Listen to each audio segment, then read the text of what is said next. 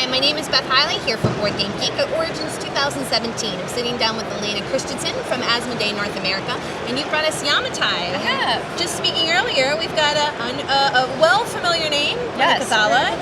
and then Mark Pacquion, who's kind of a new guy in the board game scene, but he's really picking it up. Yamataï is his debut title as far as I'm aware, but then he's got a new one coming from Madigo then later on.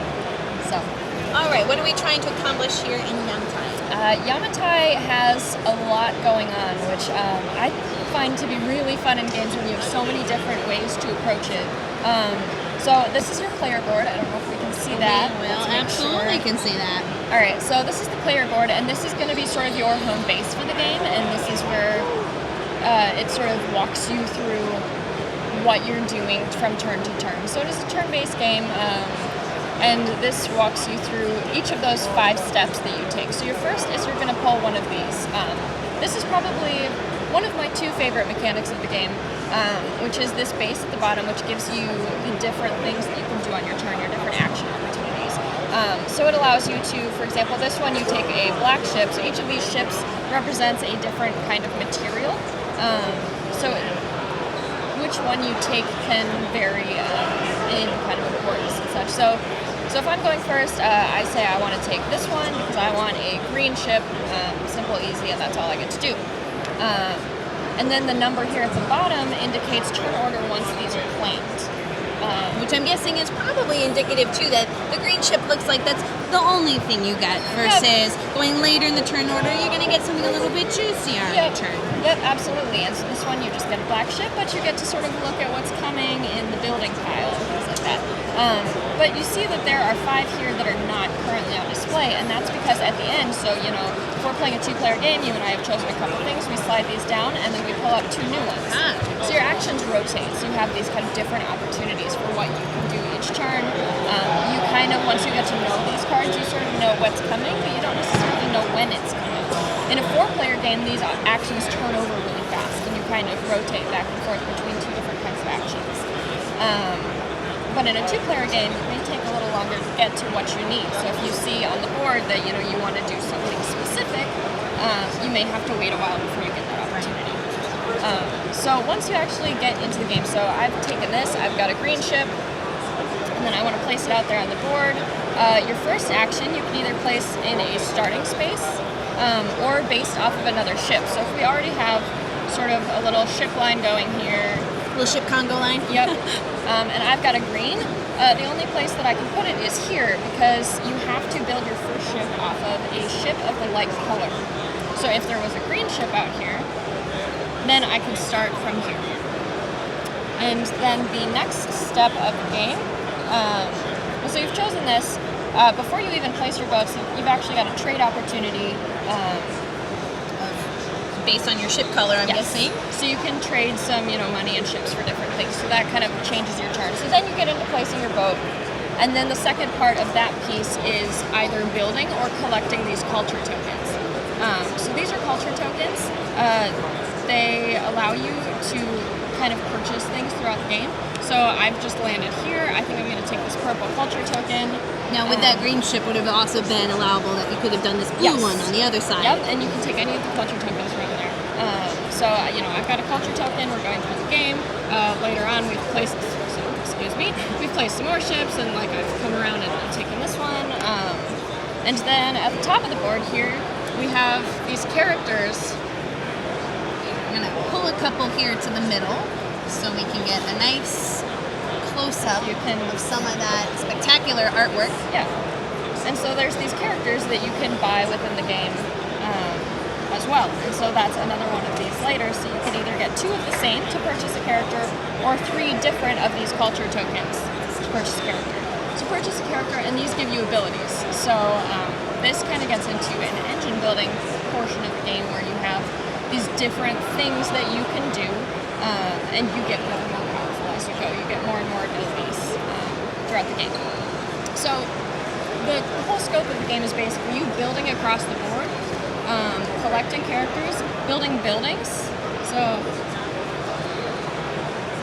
once you have these characters, some of them will help you do things with buildings. But so you have all of these buildings that you can purchase throughout the game as well.